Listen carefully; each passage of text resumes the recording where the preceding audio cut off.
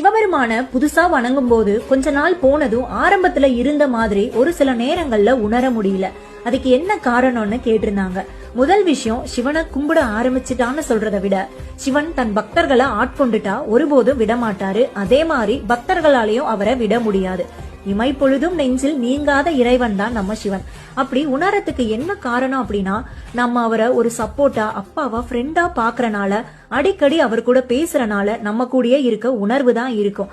சில நேரங்கள்ல ரொம்ப வேலையா இருக்கும்போது, இல்ல ஏதோ ஒரு சூழ்நிலையா இருக்கும்போது கும்பிட முடியாத நிலை வந்தா அந்த மாதிரி தோணலாம். இல்ல நான் கேட்டது குடுக்கல அப்படின்னு உரிமையா கோபப்படும் போது அப்படி தோணலாம். ஆனா அவரை உண்மையா வணங்க ஆரம்பிச்சுட்டா எந்த சூழ்நிலையிலயும் அவரை விட முடியாது, அவரும் விட மாட்டாரு. சாமிக்கு அலங்காரம் பண்ணும்போது ஃப்ரெஷ்ஷா பூ வைப்பாங்க, அடுத்த நாள் வாடிடும். அதே மாதிரி நறுமணமோட அழகா அலங்காரம் பண்ணுவாங்க. அந்த மாதிரிதான் பக்தியும். தினம் தினம் புத்துணர்ச்சியை உணரலாம் உண்மையா இருந்தா. சிவாய நமக.